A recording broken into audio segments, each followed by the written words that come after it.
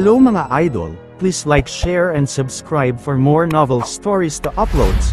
Diyos ng Digmaan, JC Entertainment. Kabanata 841 hanggang Kabanata 850. Kabanata 841. Sa lalong madaling panahon tila napagtanto ni Master Gold na may mali.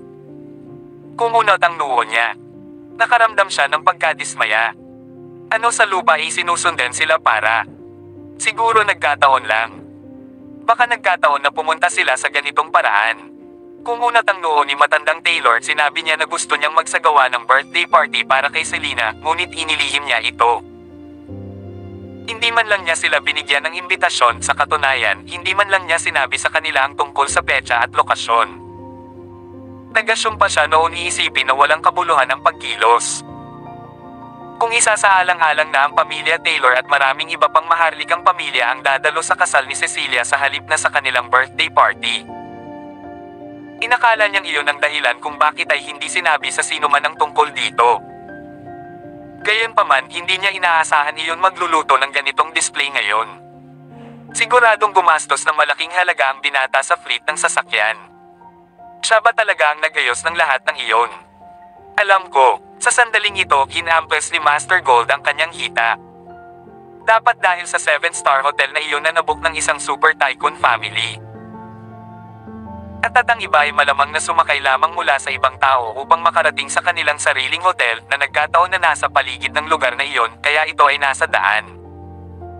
Ginagawa lang niya ito para sa kapakanan ng kanyang vanity. Hindi pwede. Mga sasakyang pangkasal iyon. Paanong may sumang-ayon dyan? Isang mapait na ngiti ang ipinakita ng matandang lalaki na si Taylor. Sa tingin ko yumiyuko lang siya para mapanatili ang kanyang dignidad. Mga kabataan ngayon. Huwag na silang pansinin. Kasal ngayon ni Cecilia. Siguradong sasali tayo dyan. Hindi nagtagal ay dumating ang fleet ng mga sasakyan ng Gold family sa entrance ng 6-star hotel. Nang huminto sila at napagtanto nila iyon ng fleet ng mga sasakyan ay nagpatuloy at pumarada malapit sa entrance ng 7-star hotel. Hindi pwede. Ang mga miyembro ng Taylor at ang Gold family ay natigilan sa nakita nang bumaba sila sa kotse. Ang 7-star na hotel ay ganap na naibok ng isang misteryosong tycoon. Siya ang mystery tycoon sarili niya. Isang pulang carpet ang iniladlad bago ang pasukan ng hotel, naglakad pasulong, hawak ni Selena ang kamay niya, at dahan-dahang damaloy ang mga talulot ng rosa sa kanilang mga ulo. Ang ganda! Nagtaas baba si Selena, gulat na gulat. Ang mga talulot ay nauhulog mula sa pinakamataas na palapag, sumasayaw sa tamad na simoy ng hangin. Parang umuulan ng rosas. Biglang nag-transform sa isang screen ang buong hotel at bumungad dito ang nakangiting mukha ni Selena, ang magandang ekspresyon na nakuna ng dumadaang drone. Hindi masama. Hindi masama. Si Fiona, Ben, at ang iba pa ay labis na naantig. Ginawa talagang highbook ang buong hotel na ito. Saan pa niya nakuha ang pera? Pumasok na tayo. Sinong may pakialam sa kanila? Hindi ko akalain na ang sino man sa iba pang mga maharlikang pamilya o ang mga opisyal ng digmaan ay talagang dadalo sa birthday party at tatalikuran ang kasalang nangyayari sa ating panig. Galit na G. Alit si Cecilia na namuti ang mukha. Tinadyakan niya ang panya. Mukhang hindi birthday party. Tingnan ang screen na iyon, nagdiriwang sila at ang kasal ni Selena. Itinuro ni Ivan ang gusali. Sa sandaling ito, tumunog ang mga telepono ng lahat. Inilabas nilang lahat ang kanilang mga cellphone. Ito ay talagang isang mass message na binabatid Selena sa kanilang kasal. Hindi pwede. Kung nakakatanggap tayo ng text na ganito, hindi ba ibig sabihin ay ganoon din ang nakuha ng buong bansa? Ang old man Taylor ay ganap na natulala, iniisip niya kung nabulag siya. Bawat isa sa kanila ay nakatanggap ng parehong mensahe. Ito ba ay isang mass congratulatory message? Hindi pwede. Marahil ay ipinadala ito sa buong Eastfield. Tiyak na nagtalaga sila ng isang partikular na probinsya. Agad na tumutol si Cecilia. Kahit na iyon ang kaso, ito ay magiging imposible kung hindi para sa ilang figure na may malaking impluensya. Kabanata 842. Ang lokasyon ng hotel ay kasama pa sa dulo ng mensahe. Bakit nagdaraos ng kasal ngayon kung kailan hindi man lang siya nag-abalang sabihin sa amin noon? Diba sabi niya birthday party? Kumunot ang noo ni Master Roy. Aalis na sana siya para sa kasal ni Cecilia nang makatanggap siya ng hindi inaasahang mensahe. Ano ang dapat nating gawin, Guro?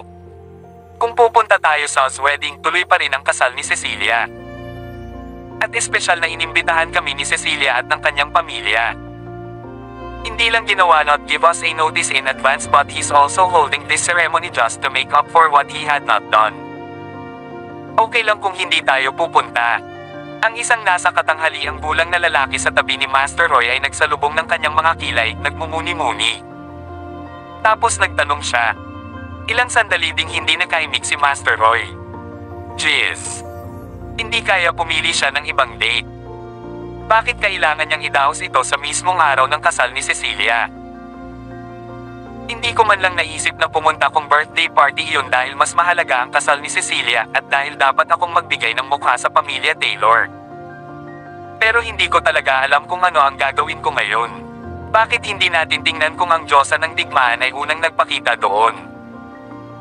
Dadalo kami ang kasal kung nandyan ang Diyosa ng digmaan. At ipapadala na lang namin ang aming mga regalo sa kasal sa pamilyang Gold. Iminungkahi ng nasa katanghaliang bulang na lalaki sa kanyang amo matapos na isaalang-alang ang sitwasyon. Paano kung ang mga gods of war ay hindi dumating sa alinman sa kanilang mga kasal? Tapos pupunta lang kami sa kasal ni Cecilia at ibibigay ang mga regalot ang kanyang pamilya. Magiging maayos ito hanggat hindi tayo nakakasakit ng sinuman. Ngunit sa asensya, pupunta kami para sa alinmang kasal na dadalo ang Diyosa ng digmaan, ipagpalagay na siya ay lalabas. Malamang na ang hari ng digmaan at ang mga opisyal ay pupunta lahat sa kasal na dinadaluhan niya. Sa wakas ay ginawa ni Master Roy ang desisyon pagkatapos timbangin ang kanyang mga pagpipilian. Malalaman natin kung ano ang gagawin, depende sa kung paano gumagana ang lahat ng ito. Hindi ba nasa iisang lugar ang kasalan? Maaari muna tayong pumunta sa kasal ni Cecilia at kung pupunta ang Diyosa ng digmaan's wedding, hindi pa rin huli ang lahat para pumunta tayo.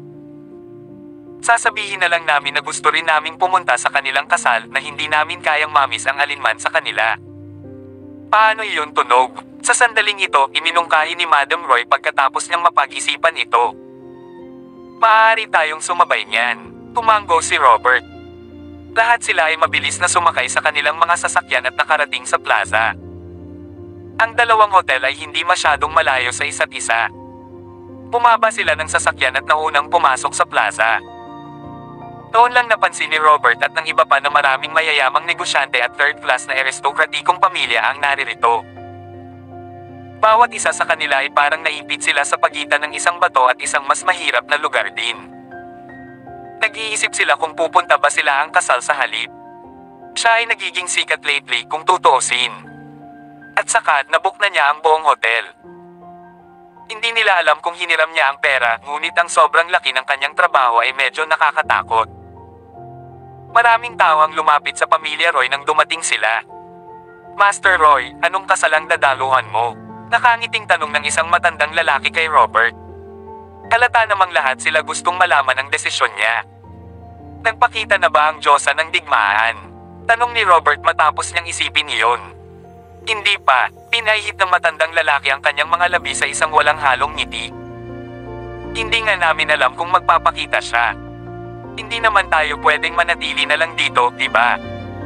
Kabanata 843. Sinalamin ni Robert ang ekspresyon ng matanda. Tama ka. Buti na lang hindi nagpakita kundi nagdiwang ng isang kaarawan, ngunit ang bastos na iyon ay dapat na magpatuloy at ayusin ang isang kasal. Malamang gusto niyang maghagis ng surpresa para kay Selena. Kaya naman niya ginawa ang lahat ng ito.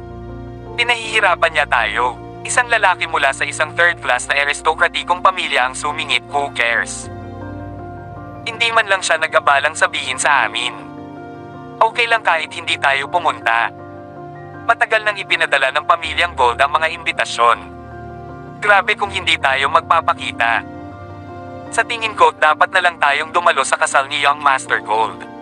Iniangat ni Robert ang kanyang ulo na kangiti. Oo. Punta muna tayo sa kasal ng Gold family. Hindi ito naging madali para sa mag-book ng hotel na kasing laki niyan. Baka may iba pang dadalo sa kasal niya. Sa isang iglap na pagkasunduan nilang lahat na pumunta sa 6-star hotel. Tatay, siya ang nag-book ng 7-star hotel. Isinama pa niya ang lokasyon sa kanyang mensahe. Pipiliin ba ng maraming tao na huwag magpakita rito? Medyo nag-aalala ako. Nakapag-book na kami ng ilang daang mesa. Kung walang dumating kami ay si Kelly, na kasalukuyang nasa itaas na palapag ng 6-star hotel, ay nababalisa na ngayon. Pagkatapos ng lahat ay nag-book ng isang 7-star na hotel. Bale na on up na niya ang mga ito, nagawa pa niyang magpadala ng blast message sa mga phone ng lahat. Huwag kang mag-alala. Nagpadala kami ng mga tamang imbitasyon. Ang tandang iyon ay hindi nagpadala ng mga imbitasyon, sa katunayan, hindi niya ito sinabi kahit kanino. Kahit na sa isang 7-star hotel ay daraos niya ang kasal niya, walang pupunta kung makulit. Si Master Gold ay nagbigay ng isang mapait na ngiti, nagsasalita ng may kumpiyansa. Nang matapos siyang magsalita ay bumukas ang pinto ng elevator. Maraming makabuluhang numero ang nakita. Nakita mo, nandito na sila. Pati ang pamilya Roy andito. Sumama ang tuwa sa ekspresyon ni Master Gold. Agad siyang humakbang para salubungin ang mga bisita. Sa sandaling iyon, katatapos lang ni Selena sa kanyang make-up. Pumunta siya sa Grand Ballroom sa pinakatuktok ng hotel. Ito ay isang malaki, engrande na espasyo, at ito ay pinalamutian ng maganda. Parang isang fairy tale ang nabuhay.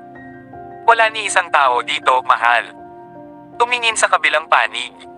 Mukhang maraming tao dyan. Ibinauling ni Selena ang kanyang tingin sa itaas na palapag ng kabilang gusali na kasimangot. Alam niya iyon ay gumastos ng maraming pera para dito. Hindi niya alam kung hiniram niya ito kay Skylar o sa Goddess of War, pero hindi siya mapakali na magtanong. Ngayon, mas nag-aalala siya na walang darating kahit na naihanda na ang lahat. Iyon ay magiging lubhang nakakahiya. Huwag kang mag-alala, mahal. Chuckle, hindi mapakali ang ekspresyon niya. Gayunpaman, parami ng parami ang mga tao na lumitaw sa kabilang gusali habang lumilipas ang oras. Maraming commander at opisyal ang nagpunta doon. Pagkatapos ng lahat, ang Old Man Taylor, ang iba pa, at ang pamilyang Gold ay higit na mas kagalang-galang kaysa. Bukod pa rito, si Cecilia, Kelly, at ang iba ay palihim na kumuha ng maraming larawan at ipinadala ang mga ito sa kanilang mga social media group. Ang mga larawan ay mabilis na naipamahagi. At maraming maimpluwensyang tao sa lalong madaling panahon ang nakakaalam tungkol sa kalungkutan na nangyayari doon, at alam nila na naroon si Master Roy at ang iba pa. Kaya sa 6 na bituing hotel sila nagpunta. Sa wakas, sa plaza, si Skylar, na may bahagyang ngiti sa mukha, dumiretso sa Hot Ilay Nasa, maraming mga opisyal at hari ng digmaan sa hila. Pagkatapos ay ipinakita ang mga ito sa screen ng 7-star hotel. Dumiretso sila sa pinakataas na palapag, nagkikita. Si Skylar Celestino, isang 8-star King of War, ay talagang nagpunt ang kasal. Maraming maimpluwensyang tao ang tumingin sa kabilang panig, ang pagkabigla ay nanggagalaiti sa kanilang mga ugat. Maling lugar ba ang napili nila kung tutuusin? Kabanata 844. Isang 8-star King of War, maraming opisyal, at isa pang 2 2-star Kings of War, ang lahat ay lumabas sa screen ng hotel sa kabilang panig. Ang tanawin ay ginawa ng maraming negosyante. Sino ang nakakaalam na maraming tao ang magpapakita doon? Isang awkward na ngiti ang ibinigay ni Robert. At least, nauna siyang pumunta rito para ibigay ang kanyang mga regalo at ilarawan ang kanyang mga biyaya. Okay lang sana kung pumunta siya saglit. Kung tutuusin, nakagawa na siya ng pabor sa kanila. Gayunpaman, medyo marami rin ang mga tao dito. Maraming mga negosyante ang dumating upang magbigay ng kanilang nararapat na paggalang. Halatang marami ang naisip ang pumunta muna sa kasal ng Gold family dahil Langay hindi personal na ipinaalam sa kanila ang tungkol sa kanyang kasal noon pa man. Isa sa alang-alang nila ang mga pangyayari bago aktwal na magpasyang pumunta ilang sandali pa ang kasal. Makalipas ang ilang oras, si Master George kasama si Sharon at ang iba pa ay dumating din sa kasal ni Cecilia. Gayunpaman, nagbigay lamang sila ng respeto sa loob ng ilang minuto bago kinausap ni Master George si Master Gold na nakangiti. Master Gold, bakit nangyari ang kasal ni Kelly sa parehong araw ng kasal? Ito ay talagang nagpapahirap sa ating buhay. Pero dahil naibigay ko na ang mga regalo ko sa iyo, pumunta na rin ako sa kabila. Hindi ako mapakali kung hindi ako magpapakita doon. Dito, kuminto si Master George bago nagpatuloy, huwag kang mag-alala. Isasama ko ang mayordomo ko at ang iba pa dito para sa handaan. Ngunit alam mo na ang aking anak na babae ay nasa mabuting pakikitungo, kaya siya at ang ilan pang iba ay kakain na lang doon. Sige. Si Selena ay bahagi rin ng pamilya Taylor pagkatapos ng lahat. Halos isang pamilya na kami ngayon. Pumunta ka at ibigay ang iyong mga regalo. Pero siguraduhin mong babalik ka dito para sa masarap na pagkain. Nagsalita si Master Gold, nakangiti. Naniniwala siya na saglit lang silang mag-iikot at babalik sila sa lalong madaling panahon. Hindi nagtagal, pumunta si Master George at ang iba pa sa hotel at ang iba ay pumasok. Gayunpaman, mabilis na natahimik si Master Gold nang lumitaw ang diyosa ng digmaan, si Lana Zex. Ngunit hindi siya lumapit sa kanyang tabi, sa katunayan, hindi man lang siya nag-abala na bigyan sila ng anumang regalo o magbigay ng anumang paggalang. Dumiretso lang siya ang hotel. Ang ilan sa mga aristokratikong pamilya ay orihinal na nag-iisip tungkol sa pagbaba ng kanilang mga regalo sa bago pumunta sa gilid ng pamilyang Gold para sa handaan. Sa paningin ng diyosa ng digmaan na lumingon sa gayunpaman, mabilis nilang inutusan ng isa o dalawa sa kanilang mga nasasakupan na ibigay ang mga regalo sa pamilyang Gold, habang sila, ang kanilang mga sarili ay nanatili sa gilid ng hotel. Parami ng parami ang mga taong bumaling site at naging mas masigla ang kapaligiran. Maraming mga superstar din ang naririto at nagtanghal sila ng ilang kanta sa entablado, kumakanta tungkol sa kanilang magandang pagbati para sa masayang mag-asawa. Sa kabaligtaran, bagamat ang pamilyang Gold ay kumuha din ng ilang mga bituin, lahat sila ay mga sikat na bilis, maliit na prito kumpara sa mga nasa gilid ni. Ang pinaka-nakakahiya na bahagi ay walang sino man ang naruroon, maliban sa kanilang sarili, ang pamilya Taylor at ilang iba pang mga negosyante at mga maharlikang pamilya. Tatay. Ito napatingin si Cecilia sa kanyang ama, galit na naibugan niya ang dugo. Ito ay dapat na ang araw kung saan ipapahiya ni Selena ang kanyang sarili samantalang siya ay nakatayo sa limelight. Hindi niya akalain na magiging ganito ang lahat. Naghanda na sila ng mga pagkain para sa napakaraming mesa. Kung walang dumating para sa handaan sa ilang sandali, mabagyo ang ekspresyon ng ama ni Cecilia. Sinaman siya ng tingin. Wala naman tayong masisisi kahit walang dumating, diba? Sinabi niya. Orihinal nilang sinabi na magdaraos sila ng birthday party sa petsang ito. At gayon pa man kailangan mong isagawa ang iyong kasal sa parehong araw. Sino ang dapat sisihin dito? Napangiwi si Cecilia. Hindi ko akalain na ang Goddess of War ay talagang pupunta sa kanilang tabi, pati na rin si Skylar Celestino at ilang iba pang big shots. Ang lahat ng mga negosyante at aristokratikong pamilya ay hindi mapagkakatiwalaan. Pumupunta lang sila kung saan man pumunta ang diyosa ng digmaan. Kabanata 845. Huwag kang mag-alala, Cecilia. May masasaksihan tayo mamaya. Nagpalitan ng tingin sina Ivan at Zina bago sinabi ng una kay Cecilia. Anong spectacle? Hindi ba ako ang panoorin ngayon? Si Cecilia ay nasa bingit ng luha. Halika dito. Umisi si Ivan at hinayla si Cecilia sa gilid. Pagkatapos ay inihayag niya kung paano ay nolason. Talaga. Kaya sinasabi mo yan mamamatay na ba mamaya, ganun lang. Agad namang gaman ang pakiramdam ni Cecilia nang marinig iyon. Kahit ipahiya niya ang sarili niya ngayon, magiging masaya siya minsan na mamatay. Makakalimutan niya ang lahat ng sama ng loob at galit niya noon. Siyempre, I even checked on him a few days before. May mga sintomas na siya noon. Sumasakit daw ang ulo niya at pagod na pagod. Basically, hindi maganda ang pakiramdam niya. Tingnan mo siya ngayon na tumatawa sa kabilang side, nakikipag-chat sa Goddess of War. Ngunit ang lason ay gagana ang magic nito anumang oras sa lalong madaling panahon. Ang kanyang kamatayan ay darating sa loob ng 1 o 2 minuto. Confident na wika ni Ivan, nakangiti. Nagpatuloy siya pagkatapos mag-isip ng ilang sandali, pero ang mga sintomas niya ay medyo kakaiba bagaman.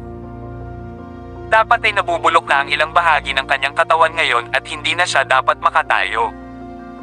Dahil siguro sa sobrang lakas ng katawan niya. Deserve niya. Sino ang nakakaalam kung saan niya nakuha ang pera para mag-book ng buong 7-star hotel? Pinahiya niya lang ako ng walang katapusan. Nararapat siyang mamatay. Tumingin si Cecilia sa screen sa tapat ng hotel. Judging from how he's laughing along with the goddess of war, malamang hiniram niya ang pera sa kanya. Tanging isang taong tulad niya nang magkakaroon ng ganoong kalaking pera upang ipahiram. At hindi niya kailangang mamuhunan sa anumang negosyo. Kaya hindi lahat ng pera ay mahalaga sa isang tulad niya. Ganyan siguro ay nagligtas sa kanya pagkatapos ng lahat. Mukhang magkasundo talaga sila. Talagang hinahangaan ko kung paano siya halos nakaupo sa kanyang kondongan. Napuno ng emosyon si Ivan. Pero malapit na siyang magwakas ngayon. Ang kanilang kasal ay mauuwi sa kanyang libing. Aling bahagi ng kaganapan ang nagpapadala ng mga ripples sa buong lungsod. Nag-book lang siya ng isang solong hotel. Nakakuha lang siya ng 100 Rolls Royces para sa kanyang car fleet. Wala ito kumpara sa ipinangako nila.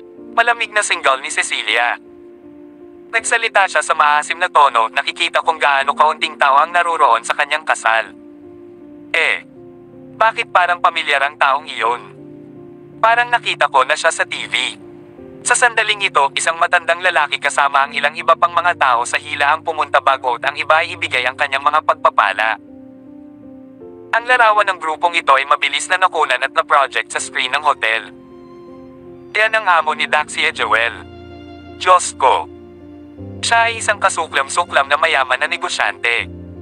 Marahil isa sa pinakamayaman sa buong bansa. Hindi ba dapat may ganyan sa Jane City? Bakit siya nasa Eastfield? Mabilis na nakilala ni Cecilia ang lalaki. Isang malakas na bulalas ang pinakawalan niya. Nagkita tayong muli, anak ko. Tumawa ang matanda habang naglalakad, magkayakap kamay niya at nanginginig ito. Hindi ko alam kung ano ang ibibigay ko, kaya ilang singsing lang ang dinala ko. Ang mga ito ay hindi masyadong mahal, marahil ay nagkakahalaga ng $300 milyong sa kabuuan. Kabanata 846. Diba, siya ang may-ari ng Daxia Joel. Isa siyang mayaman na negosyante sa Jane City. At ngayon ay narito na siya sa ating hamak na lungsod. Mabilis na nakilala ng isang tao sa karamihan ng matanda sa kanyang harapan. Kung tutuusin, isa siyang big shot na madalas lumabas sa TV. Congratulations! Nandito si Manager Lynch. Nag-flash siya isang awkward na ngiti at saka itinoon ang atensyon kay Selena. Napakagandang nobya. Bulalas niya na may bahid ng inggit sa tono niya. The moment she saw Selena with her own eyes, she finally realized kung bakit hindi natin kahit katiting sa kanyang landi. Kilala si Selena sa kanyang kagandahan, beauty queen of Eastfield. Bukod dito, ang kanyang makeup at outfit ay ginawa ng isang pangkat na mga profesional na makeup artist at fashionista, at sa isang nakamamanghang damit pangkasal sa kanya, siya ay tumingin mas kaakit-akit. Salamat sa lahat ng pumunta sa kasal ko. Sa totoo lang, medyo flattered ako. Isang mahina ngunit nahihiyang ngiti ang nananatili ang mukha ni Selena habang naglalagay ng ilang magaganda at kumikinang nasingsing sa payat na daliri ni Selena. Kailangan ko bang magsuot ng napakaraming singsing? Tingnan mo, meron ako dito. Hinalikan ng pink ang pisngi ni Selena na para bang nagpinta ang makeup artist ng pink na cotton candy blush on. Huwag kang mag-alala. Kailangan nating ipakita ang ating kayamanan, tama ba? Tumawa ng buong puso ngunit kumunot ang noo sa sumunod na segundo. Masyadong malaki sa iyo ang isang ito. Matapos sabihin ang kanyang huling salita, inihagis niya ang singsing kay Joan at sinabing, Nay, para sa iyo ito. Oh my goodness! Maaari ka bang maging mas maingat? Napakahalaga nito. Paano kung masira mo? Pumilis ang tibok ng puso ni Joan Ugalini, bumili ng 3 singsing sa halagang 300 milyon. Na ang ibig sabihin ay humigit kumulang 100 milyon ang isang singsing. Paano kaya ihagis mo lang ito na parang isang plastik na singsing mula sa isang tindahan ng laruan? Buti na lang at nasalo niya ang singsing, kung hindi, malaking kawalan kung nasira. Nako, mag-iingat ka ha. Halos mamatay na ako sa takot. Natakot si Fionn Ace Casual Toss din na ang isang kinang ng malamig at may kintab na pawis ay lumitaw sa kanyang noo. Bagamat ibinigay ang singsing kay Joan, pamilya sila, at sayang naman kung masira ang singsing dahil sa paghagis. Kaha, tumawa ng malakas ang may-ari ng Daxia Joel. Ang mga negosyante at kilalang pamilya mula sa buong Eastfield ay lumitaw sa mabagal ang kasal at maraming tao ang ipinadala ng kanilang mga pinuno ng mga bulwagan upang dumalo kasal ni. Sa kabilang banda, sa loob ng 6-star hotel, isang kabataang lalaki mula sa pamilya Taylor ang lumapit kay Old Master Taylor at iminungkahi, "Old Master Taylor, apo mo rin si Selena, hindi ba dapat bumisita man lang tayo? Kayo ng kasal ni na Cecilia at Selena, kung dadalo lang tayo kay Cecilia pero hindi sa kanya, mukhang hindi maganda, di ba?" Gustong pumunta ni Old Master Taylor mula pa kanina. Hindi niya napigil ang sumimangot, "Hindi mo ba naisip na nakakahiya na mapunta tayo sa ganoong sitwasyon? Inanunsyo ko noon na baka hindi ako pumunta sa party nila at ngayon kung pupunta ako doon, I'll be eating my own words. Nakakahiya. Tsaka walang matitira sa kasal ni Cecilia kung aalis tayo." Ibinuka ng nasa katanghaliang bulang na lalaki ang kanyang bibig, gustong sumigaw, ngunit tumahimik sa huli. Kilalang kilala niya si Old Master Taylor, hindi siya gagawa ng bagay na magpapahiya sa sarili niya. Ngunit kahit na ang Diyos ng digmaan ay nasa wedding at iyong mga mayayamang negosyante mula sa lungsod ng Jane, paano pa rin tumanggi si Old Master Taylor na pumunta dahil sa kanyang sariling imahe at reputasyon? Hindi ba siya nakahanap ng sakit para sa kanyang sarili? Guys, tingnan nyo. Ayan, may helicopter. Maya-maya may nagturo ng helicopter sa direksyon ng 7-star hotel, dahan-dahang papalapit sa sightseeing platform ng hotel. Teka, pababa ng pababa ang helicopter, babagsak ba ito sa building? Walang helipad sa taas ng building. Napatulala si Ken Clark. Nandito siya kasama si Neil Hugo para magbigay at si Selena ay isang regalo na nagpapanggap na pala kaibigan, ngunit sa katunayan, narito sila upang sumaksay huling araw sa mundo.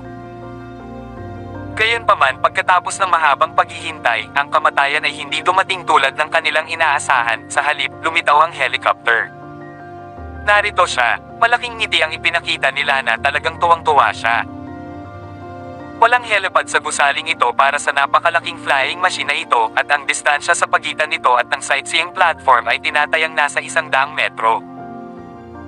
Sa oras na ito, isang lalaki ang tumalon at tumalon pababa mula sa helicopter. Anong FC? Nagpakamatay ba ang lalaking ito? Napatingin ang mga tao sa tanawing nasa harapan nila, nagulat ang ilan na napalunok sila ng malakas. Oh, my freaking goodness! Kamatayan sa isang pagdiriwang, anong malas? Kabanata 847. Ang isa pang tao ay halos mamatay sa takot ng tumalon ng lalaki mula sa helicopter. Ang lalaking sumusubok na tumalon ay naglalayong makarating sa platform ng pamamasyal na nasa itaas ng gusali. Ang plataporma ay hindi maluwang, marahil ay kasya lamang ito ng hanggang 20 tao. Gayunpaman, pinili ng lalaking ito na mapunta rito gaano katumpak ang kanyang pagtalon. Ang tunog ay bahagyang at hindi gaanong mahalaga. Ang lalaking tumalon pababa mula sa helicopter, tumingkay at pagkalapag sa platform at saka dahan-dahang tumayo. Isang masamang ngiti ang lumitaw sa sulok ng lalaki. Tumakbo ang namamahala sa paggawa ng pelikula at pagre-record at tiningnan ang lalaki. Nalaglag ang panga niya at mamuka ang bibig na puno ng pagtataka ang mga mata niya. Joseph Smith, ang Diyos ng digmaan. Matapos ang ilang saglit na katahimikan na umiikot sa karamihan, biglang sumigaw sa tuwa ang isang matandang lalaki at tinawag ang pangalan ng lalaki. Isang matamis na ngiti ang ipinakita ni Joseph at lumapit na kakarelax. Hoy! Ang tagal nating hindi nagkita. Natigilan siya ng ilang segundo nang maaga ang atensyon niya sa isang tabi. Si Selena iyon. Ito ba ang nobya? Napakaganda niya. Tumingin si Joseph kay Selena at pinuri. Nice to meet you, God of War. Nataranta si Selena at medyo nambobola. Dumating ba talaga ang isang God of War sa kasal niya? Makatwiran para kay Lana, ang Diyosa ng digmaan na dumating pagkatapos ng lahat ay nagligtas sa kanyang buhay at ang kanyang relasyon sa kanya ay palaging mabuti. Besides, nanatili rin si Lana sa Eastfield. Ngunit, Joseph Smith, dito, sa kanyang kasal. Hindi ba siya taga-ibang lungsod? Bakit siya nandito? Bukod dito, dumating siya sa isang pribadong helicopter. Pagkalapag ni Joseph sa entablado, ang helicopter ay umikot at lumipad patungo sa helipad sa labas ng lungsod. Iyon lang ang helipad na malapit sa lungsod. Tama ka. Ang tagal nating hindi nagkita. Tumanggo siya bilang kasiyahan habang pinag-aaralan itong alagad niya. Pagkatapos ay marahan siyang tinapik ng kamay niya sa balikat. Phew!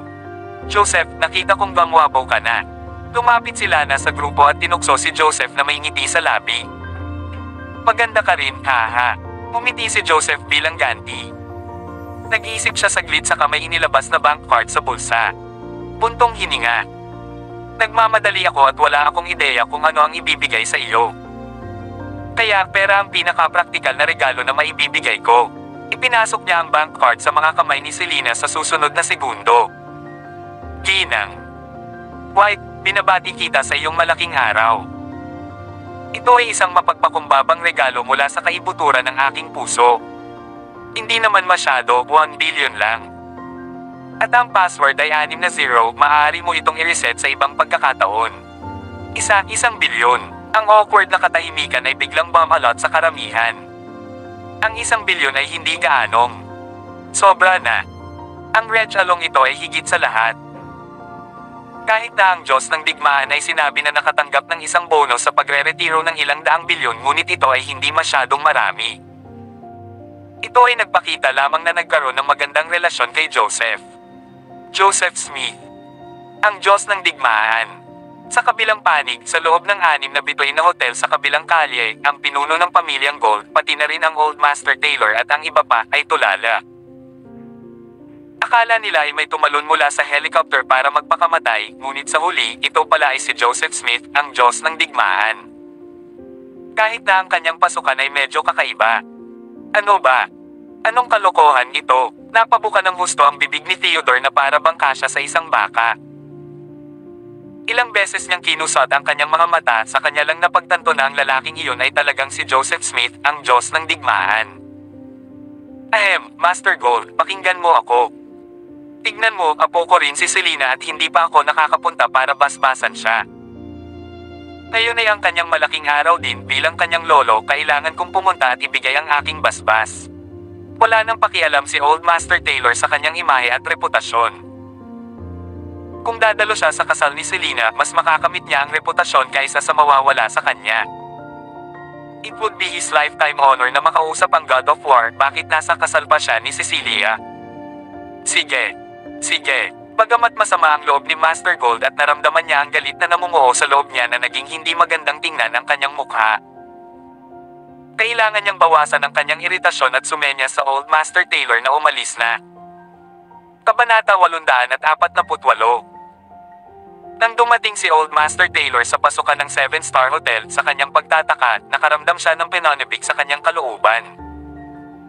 Dalawang Diyos ng digmaan ang dumating sa wedding, how dignified eh. Gayunpaman, hindi nagtagal ay napangiwi siya at mamulong sa pagkalito. Teka, kakaiba ito. Paano nalaman niyo ng mga Gods of War ang kasal nila ngayon? Ito ay isang maikling paunawa pagkatapos ng lahat. Kahit na ang mga text message ay lumabas na sa lahat, imposibleng dumiretso sila pagkatapos matanggap ang text, di ba? Natatakot ako ay hindi isang assistant commander. Kung hindi, paano darating ang mga Gods of War para sa kanya? Si Ivan naman ay ayaw maniwala ay isang uri ng hari ng digmaan o iba pang malaking pagbaril. Tumawa siya ng sarkastikong sabi, Lolo Taylor, tiyak na ito ay kung ano man ang Diyos ng digmaan ay hindi pumunta rito pero para kay Lana. Lolo, pag-isipan mo, balita ko single pa si Joseph at si Lana ay kaakit-akit at maganda ang pangangatawan. Kaya, sigurado ako na nandito siya para kay Lana kaysa Theodore. Beside them, immediately chimed in, may point ang analysis ni Ivan, bagamat 5 taon na siyang sundalo at nailigtas si Lana noon, malamang na hindi man lang alam ni Joseph pagkakaroon ni. So, paano siya pupunta dito? Ginamit niya yot ang kasal bilang dahilan para makilala si Lana. At saka, ang tinutuluyan ni Joseph ay hindi kalayuan sa Eastfield. Iniangat ni Ivan ang ulo para mag-echo. Tama si Dad. At siguro ipinaalam sa kanya ni Lana ang tungkol sa kasal, kaya iyon, gayunpaman, umiling si Old Master Taylor. Hindi mo ba nakita si Joseph na naglabas ng bank card at ibinigay kay Selena? At sa palagay ko ay dapat mayroong maraming pera, kung hindi na kailangang magbigay ng isang bank card partikular. Na hindi ko alam. Around 10 million or 1 to 200 million, I guess. Sa bagay, God of War siya, hindi naman siya masyadong madumo sa regalo niya, di ba? Nagkomento si Ivan pagkatapos magbigay ng ilang mga saloobin. Pagkatapos ng lahat, ang pagpapadala ng 100,000 halaga ng mga regalo ay hindi karaniwan sa ilang maruruming mayamang negosyante. Ang ilang kilalang pamilya ay magbibigay pa ng higit pa. At para sa isang tao na may mataas na katayuan tulad ng Diyos ng digmaan, ito ay tinatayang hindi bababa sa 100,000. Pumasok ang pamilya Taylor sa elevator at umakyat sa rooftop. Paglabas nila sa elevator, si Old Master Taylor ay walang iba kundi puno ng ngiti at kulubot sa gilid ng kanyang mga mata. Ang dekorasyon dito ay halatang mas maganda kaysa kay Cecilia at ang venue ay hindi bababa sa 2 beses na mas maluwang. Ang mga awit na ang mga natanggap ay hindi B-list kundi A-list at higit pa.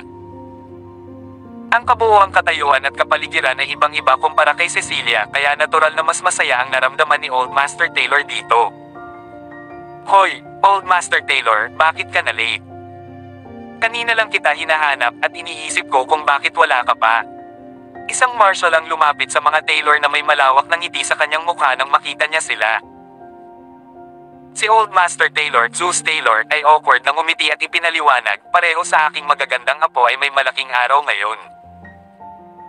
Apo ko na rin si Cecilia, kaya hindi maganda kung hindi ako pumunta at bigyan siya ng basbas, di ba? Pumunta ako doon at nagstay doon ng ilang sandali bago ako sumugod. Ayos lang. Si Zeus, matapos sabihin ang kanyang huling pangungusap, ay lumapit kay Selena na nakangiti at inabot sa kanya ang isang regalo. Gayunpaman, sa sorpresa ng lahat, matapos ibigay ang isang arcade jade ng pamilya Taylor kay Selena, hindi siya tumigil doon. Selena, wala ka ng trabaho. At plano kong hayaan kang bumalik para tumulong sa kumpanya ni Taylor. Plano kong magbukas ng isa pang bagong kumpanya at hayaan kang mamuno dito. Lolo, nabigla si Selena sa sinabi niya. Mukhang hindi talaga siya hinamak ni Old Man Taylor at nasa puso niya pa rin siya. Kung tutuusin, ang kanyang kakayahan sa pamamahala sa negosyo ay talagang 10 beses na mas malakas kaysa kay Ivan. Nakatakda na. At hindi ka na makakatanggi sa pagkakataong ito. Oras na nating hayaang lumipas ang nakaraan, okay. Ikaw pa rin ang paborito kong apo. Mahigpit na hinawakan ni Old Master Taylor ang kanyang kamay at sinabing may matinding damdamin. Ang mga panahon ng paghihirap ay lumipas na, Selena. Lolo, today is my big day, todo ngiti at tawanan daw. Huwag na nating pag-usapan ang mga ito. Ngumiti ng mahina. Sa kanyang puso, alam niya na ang pagbabago sa ugali ni Old Master Taylor kay Selena ay walang iba kundi dahil sa katanyagan at reputasyon. Kabanata 849. Ngayong nandito ang may-ari ng Daxia Jewels sa ang kasal nina, kasama ang pagdating nina Joseph at Lana, ang dalawang Diyos ng digmaan, ang ganitong uri ng palabas ay talagang bihira. Isipin ang katanyagan at reputasyon na dadalhin nila sa pamilya Taylor sa hinaharap. Kung ipahayag ng mga Taylor ang pagtatatag ng isang bagong kumpanya at ang namamahala ay si Selena, tiyak na magkakaroon ng magandang kinabukasan ang kumpanyang ito. Nandito na ang pamilya Drake. Malakas na sigaw ng isang lalaki mula sa pinangyarihan. Sa puntong ito, hindi niya inaasahan na darating si James mula sa pamilya Drake. Pagkatapos ng lahat, binugbog si Timothy hindi nagtagal, kaya ang posibilidad na dumating si James malapit na sa 0 ang kasal ni. Pero, ngayong dumalo sa kasal niya sina James, Tanya, at ang iba pang Drake. Lahat sila ay may suot na maaraw at magagandang ngiti sa kanilang mga mukha. Sa totoo lang, kaninang umaga, nagdadalawang isip si James kung dadalo sa kasal. Pagkatapos ng lahat ay binugbog si Timothy, kaya kung siya ay dumating, ito ay magiging kahihiyan at kahihiyan sa kanya. Hindi maganda ang pakiramdam niya tungkol doon. Gayunpaman, kasabay nito, pinag-iisipan niya kung may Diyos ng digmaan na dadalo kasal ni. Sa birthday party noong nakaraang pagkakataon sa tirahan ni Taylor. Nakapagtatag siya ng ilang social network kasama ang God of War at ilang Kings of War at iniwan sa kanila ang kanyang contact information. Malaking pakinabang din ito para sa kanya. Kaya kung hindi siya lumapit at nagbigay ang kanyang pagpapala, hindi ba ito magpapatunay na siya ay maliit at nais na putulin ang mga relasyon sa Matapos ang mahabang pag-iisip tungkol dito, sa wakas ay napagpasyahan niyang magpadala muna ng dadalo sa kasal upang mag-scout sa paligid. Nang malaman niyang nandoon si Lana ay agad siyang naghanda at dinala rito ang iba pang Drake. Sa kanyang pagtataka, hindi lang niya nakilala si Lana sa pagkakataong ito, kundi pati na rin ang lalaking katabi ni Lana, si Joseph Smith, isa pang Diyos ng digmaan. Sa loob-loob niya, nabalot siya ng gulat kasabay ng pagpanik. Hindi niya nakita ang pagdating na iyon na narito si Joseph Smith. Nandito ba siya para kasal din? Isang karangalan na makilala ka, Mr. Smith, ang Diyos ng digmaan. Pumakbang si James at agad na binigyan ng palad si Joseph. Laking gulat niya hanggang sa talampakan ng kanyang sapatos na halos hindi mapatahimik ng kanyang munting puso. Masaya akong makilala ka, sir. Nagulat ang ibang mga Drake at dahan-dahan nang maramdaman nila ang kanilang sentido, mabilis silang yumuko at binati si Joseph. Nako, wag naman masyadong formal. Chill. Nandito ako ngayon para dumalo ang kasal at makilala ang kanyang mahal na asawa. Kaya magpakawala ang lahat at magkaroon ng toneladang inumin at masarap na pagkain mamaya. Tuwang-tuwa si Joseph. Nang malaman ng mga tao sa Eastfield na may dumating na ibang Diyos ng digmaan sa kasal nina. Maraming tao na walang anumang relasyon sa pamilyang Taylor ang sumugod din para magpadala ng mga regalo at pagpapala. Palaki ng palaki ang mga tao. Ngayon, masigla at masayang ang lugar. Sa kabilang panig, sa ibabaw ng 6 na bituin na hotel sa kabilang kalye, nag-aapoy si Cecilia sa sama ng loob na naalis ang mga kulay sa kanyang mukha. Nakatuon ang kanyang mga mata sa rooftop ng kabilang hotel at napabuntong hininga, James Drake, that jerk. Napakawalan niya, di ba? Bagamat bahagyang nasugatan si Timothy, siya pa rin ang bumugbog sa kanya. Paanong nakakalimutan ito ni James ng ganoon kabiles? Paanong nandoon siya at wala rito? Ang padre de Pamilya Gold ay humihit-hit ng sigarilyo sa gilid, ang kanyang mukha ay hindi maganda tingnan. Siya ay gumugol ng napakaraming oras at lakas upang ihanda ang isang napakagandang kasal para sa kanyang anak. Hindi niya akalain na walang dumating sa kasal ni Cecilia. Kahit na ang mga dumating na natili lamang sandali, iniwan ang kanilang mga regalo at pagkatapos ay pumunta sa kasal ni. Ang ilan sa kanila ay nagpadala ng kanilang mga tao upang magbigay ng mga regalo at wala sa kanila ang nanatili. Nagpunta ang lahat upang makita ang pagmamadali at pagmamadalihan na nangyayari sa kasal ni. Napatulala siya sa eksena. Ito ay isang ganap na kahihiyan sa pamilyang Gold. Sa huli, walang nagawa ang pinuno ng pamilyang Gold kundi bamahantong hininga. Kabanata 850. Habang pinag-iisipan nito ni Kelly Gold, mas bamaha ang galit sa kanyang mga ugat. T-shot Cecilia A. Deadly Glare and Bart, Cecilia, puno ba ng damo ang utak mo o ano? Bakit kailangan mong magkaroon ng kasal sa parehong araw ni Selena? Kung kami ay 2 araw na mas maaga o mamaya, hindi ito magiging kakilakilabot. Ngayon tingnan mo, nakakarinig talaga ako ng pin drop.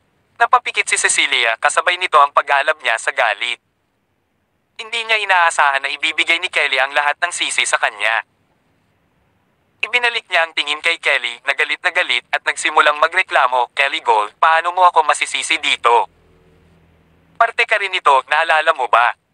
Pananagutan mo rin ito. Noong binanggit ko sa iyo ang plano ko, pumayag ka. Bakit hindi mo ito tinutulan noon? Sige, tigilan mo na ang pakikipagtalo.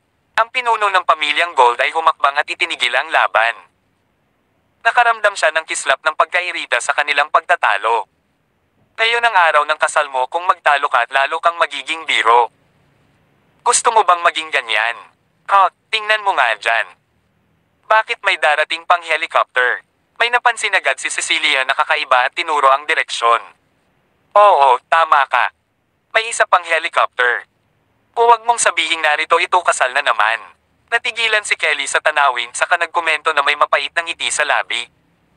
Paano ito posible? Imposible, sabi ng pinuno ng pamilyang Gold. Gayunpaman, natahimik silang lahat sa susunod na sandali nang malaman nila na ang helicopter ay patungo sa tuktok ng 7-star hotel.